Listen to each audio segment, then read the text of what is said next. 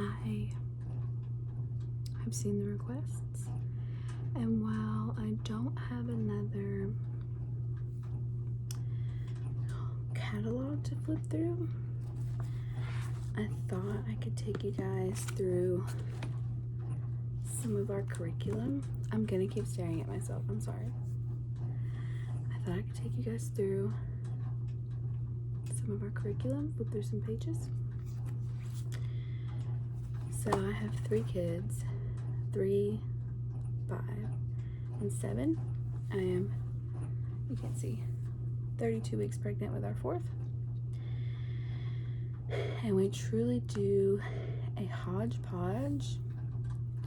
So far, my 7 and 5-year-old learn very differently. They have very different strengths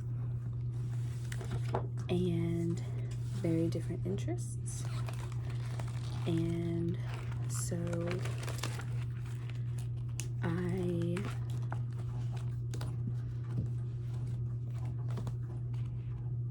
cater to those things. It's the beauty of homeschool. I did not make my bed. I sleep with pillows like between my legs. So just ignore that. So we're gonna start with my 3-year-old, some of his curriculum right now. So this is from The Good and the Beautiful. It's I Can Spy Mammals in Nature. And it's an I Spy book for him. He just finished his Shapes and Colors book, so I don't have that. And as you can see, he's drawn in it a little bit. But it's just an I Spy book with some little facts about different animals. We can learn what animals are called. We can learn about where they live. We love when we live an hour from the grocery store, so we're driving 1 hour to the grocery store and 1 hour back. And one of our favorite things to do, I have Apple CarPlay in our car. One of our favorite things to do is ask Siri facts about different animals. So we ended up doing like a whole 30-minute talk information situation on the peregrine falcon the last time we went grocery shopping. We're going grocery shopping tomorrow, so we'll see what it is tomorrow. But just all kinds of animals. He's 3. I got this for him last year, but he wasn't really ready for it until now. But we did Shapes and Colors. He did really good with that.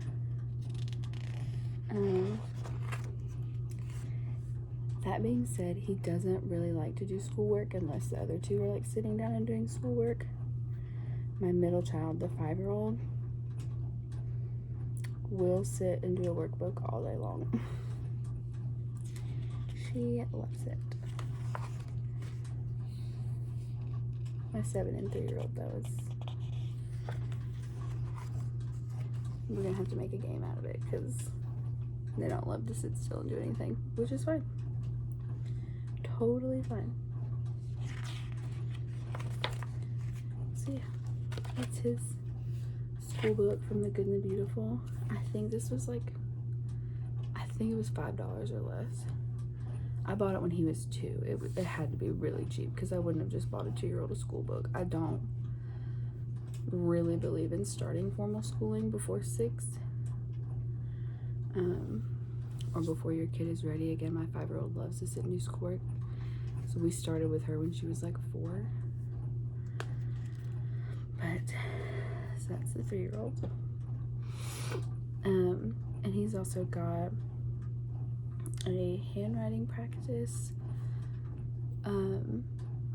My older 2 have done handwriting with The Good and the Beautiful, and they just finished their 2nd book of those, and I just haven't ordered them a 3rd yet, and I will order him his first when I do. But he really wanted to start handwriting, and so I found him a free printable from Teachers Pay Teachers, teacherspayteachers.com, and printed it out for him and stapled it together like a little book. And so he's got his first little handwriting book. But again, he doesn't love to sit and do anything, so the free printable was the way to go. So this is also from The Good and the Beautiful. This is their kindergarten prep. This is what my 5-year-old is doing. This is her like main workbook.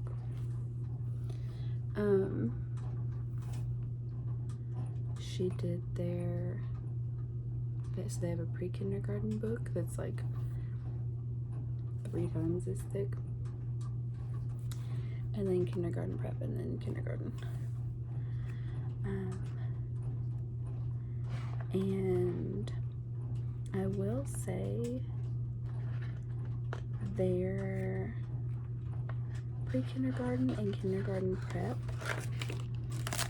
is kind of all about like learning to read. Mastering recognition of uppercase and lowercase letters, mastering letter sounds, reading 2-letter and 3-letter consonant vowel consonant words, recognizing vowels, introduction to word families, rhyming. It's all about learning to read, which is exactly where my 5-year-old is. She knows all of her letters very well. She recognizes them. She knows most of their sounds. So she loves this. When I started my 7-year-old on the same course, it took us 3 years to do. I say it took us 3 years to do the pre-K. I didn't make him do it past like a year and a half. When it finally clicked for me, like, hey, he has no interest in learning how to read. You going over the alphabet every single day and him not learning a single letter is not making him like love school. And so we switched his curriculum up. So if you've got a kid that's super interested in reading, or you think is ready to read, or like that's right up their alley, I would highly recommend The Good and the Beautiful for kindergarten. If not, find something else. And again, we kind of have a hodgepodge. I'm going to take you through a couple of those books. Yeah, this is in no way all inclusive of what our like curriculum is, but we also do a lot of what I call like life school. Excuse me. So my 7-year-old cannot look at every letter in the alphabet and tell me what it is, but he can slice his own apple, and he carries a pocket knife, and he can flip a pancake and make his own sandwich, and he's really good at math, which you'll see when I show you his like kind of meat of his schoolwork. It's mostly math.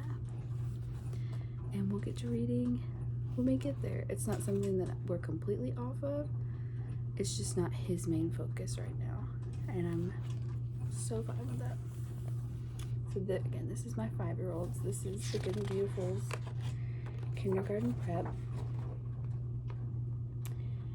So finding uppercase and lowercase letters, recognizing vowels,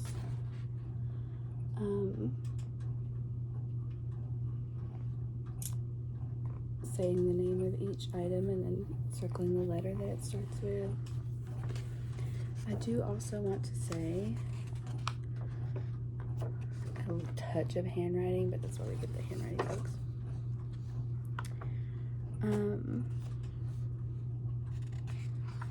I don't do any schoolwork like online, like on a computer or on an iPad. Call me old-fashioned. I didn't grow up doing any schoolwork that way. We did have computer classes to like learn how to type and stuff like that, but I wasn't like learning from a video of someone. The one thing we will do is sign language. So we do sign language. I do sign language with all 3 of them, and we will watch a video for that to learn the signs. But as far as like math, English, Bible, history, science, we don't do any videos for any of that. And the Good and the Beautiful does have videos that accompany some of their lessons, like the vowel song and things like that. And which, like, at this point it's mostly just like little songs. I will watch the video and learn the song and then sing the song with my kids. I don't let them watch the video to learn the song. And that may be crazy, but that's how we're doing it. So just lots of different things. I do love the Good and Beautiful because it is beautiful. Like, their illustrations are really cute and pretty. They have lots of games. Their preschool course comes with a huge accordion folder full of games that we love to play, and they are very helpful.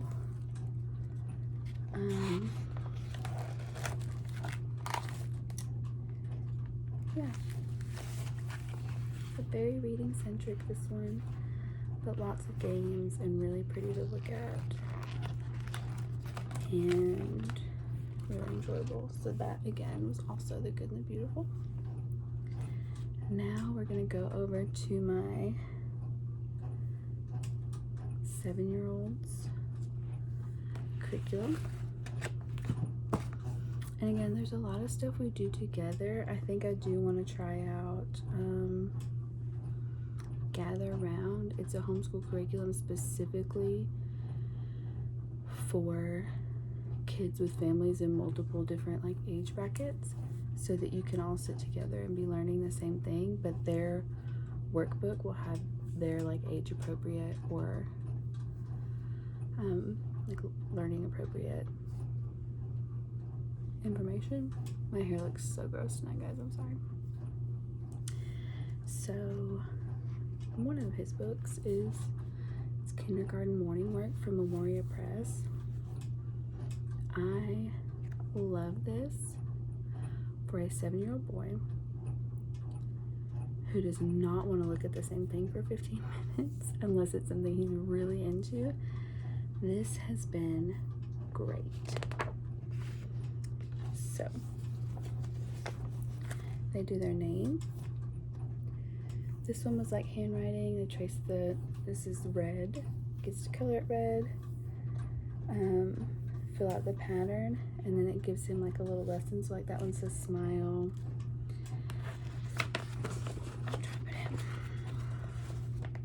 We're doing his name every time, doing some like phonics, some writing, some numbers. Listen carefully when others speak. Say please, thank you, and you're welcome. It's all like just enough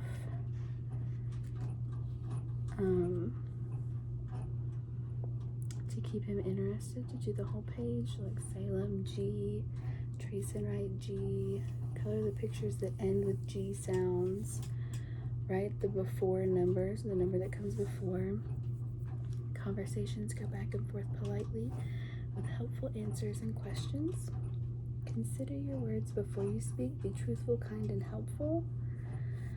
So this one is really, really fun. I've really enjoyed it. This is the only thing I have from Memoria Press, but I will be looking at some more of their stuff because I really, really like this for him.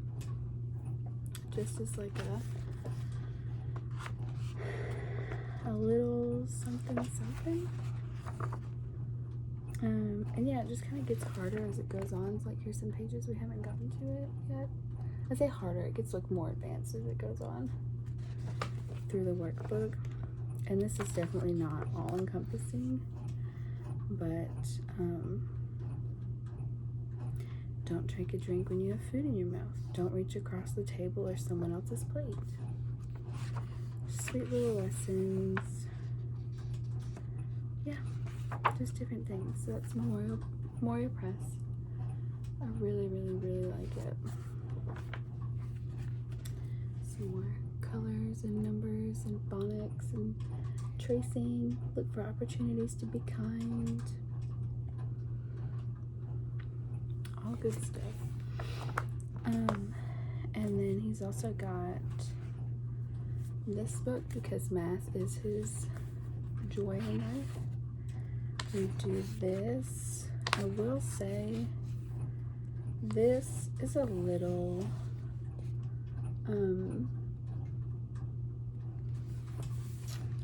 so what I really like about like the Good and the Beautiful is they teach in what's called the spiral method. And so that means like if I learn this thing in chapter 1, I'm going to touch on it again in chapter 2, and I'm going to touch on it again in chapter 3, and I'm going to touch on it again in chapter 4, and I'm going to really make sure that I understand like the absolute basic primary principle of this thing that I'm learning, and like kind of trigger that muscle or like train that muscle in every next like chapter or unit or subject. This is just a math workbook for grade K, it says. And I do feel like it really jumps around. So they're not really using the spiral method, but it's just a little extra. And we've hopped around in it a bit based on his like skill level and comfort level and things like that. And I am horrible at math, and so when he's doing math, like there's one point in this book where they want you to use a number line, which if you don't have kids that are in kindergarten, you probably totally forgot is something that we did, but I remember doing it in school. They wanted him to use a number line to like count. So they have like 1 through 10, and they're like, okay, go to 2 plus 8 equals 10. And for him, he was just like, it like slowed him down. He didn't understand why he was using it. And so he was just like, I don't want to do it that way. And I was like, totally cool. We don't have to do the number line. Like, you'll never use it again. They use it like as a teaching tool, but if he already knows the math. So I kind of let him take the lead on things like that. I'm like, as long as you get the right answer, do it the way that you want to. Some stuff there. Yeah, that one they wanted him to use a number chart, and he was just like, I don't think that's for me, boss. And then count and then write the numbers, and they do show you a bunch of different ways to do things. And so I've just listened to him about that. Money is something that he does know really well. And they have an answer key in the back. But money is something that he like kind of understands and is getting a hang of on like pennies and nickels and dimes and quarters. He likes to do a lot of extra odd jobs to earn money and buy the cheapest toys ever that break. But so money he's getting like a good handle on, and measurements is something because he loves to help me in the kitchen, so measurements he's got a decent handle on. So we do a lot of stuff that's not written in a book.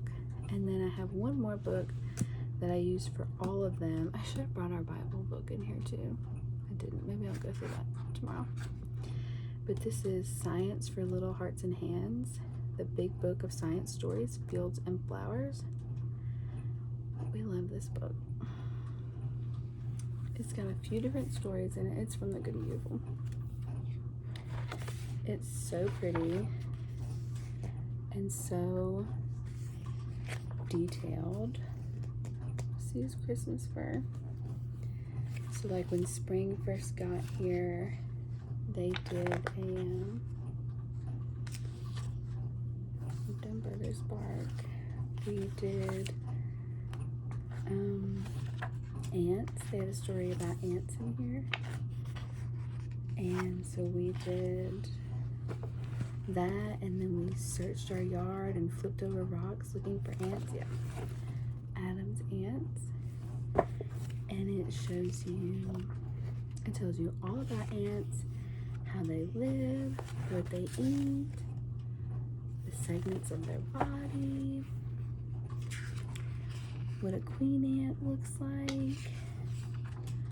And so we did this story, and then we got to go explore in our yard, and we found ants, and we found a queen ant, and that was so fun. Oh, here's one about mosquitoes. We need to do that. Mosquitoes are so bad at our house.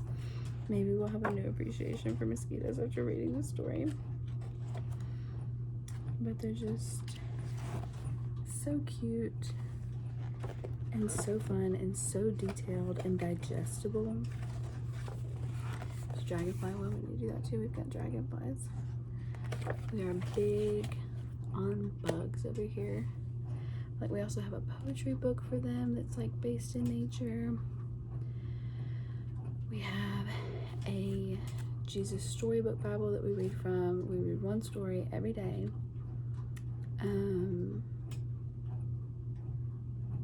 And we're not opening these workbooks 5 days a week. So we do school year round. My kids don't have summer break. Because that allows us to be a little more lackadaisical with the book work. But like today, the 3-year-old helped me make pancakes for breakfast. And so we got to talk about ingredients and measurements and watch it all come together and taste good. And then the 3 of them helped me bake cookies this afternoon. And again, measurements and all that. What else did we do? I'm just trying to think of what we did today. My 5-year-old did work in a workbook at some point today. She loves it. The boys will be wrestling and she just wants to sit and do her workbook by herself, which she's totally free to do. These like school books that I pay a little bit more money for, she's not allowed to touch without like supervision and us sitting down to do things. But we'll buy her, or family will buy her, like these, you know, those like activity coloring books, and she'll sit and do those, and they're really helpful. They have fun little mazes and color by numbers, and so she loves to do those, and she can do those anytime by herself. Obviously, if she has questions, she comes to ask me, but it's not something I have to sit with her while she does, because they cost $1, not $30. We went for a walk today. We watched like the first half of Ratatouille, classic. We what else did we do today? Oh, they made a skate park in our bathtub. My 7-year-old owns no less than 1 million little army guys, and they're on little like platforms, you know. And so they decided they were skateboarders and made like a bowl out of the bathtub, and so they skateboarded, and all 3 of them did that together. They swam a little bit today. We have a kiddie pool outside. Play with our dogs and our cats. Put away their own laundry. I fold it for them. They put it away. The big kids can put their own away, and then they both help the youngest put his in the proper cubby. What else did we do today? They fetched the mail for us.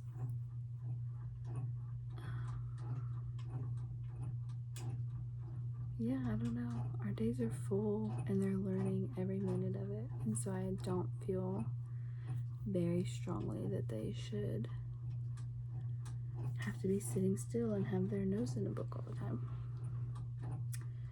And that's just me. I have dear friends that feel very differently and do very different things for homeschool. And that works for their family and their kids, and this works for my family and my kids. And so yeah, so I hope that you guys enjoyed that. I hope it was like as good as the catalog, as good as you were hoping for. I've got tons of books, so I can go through all kinds of things. But yes, please keep leaving comments on what you would like to see, and I'm happy to make it happen if physically possible for me.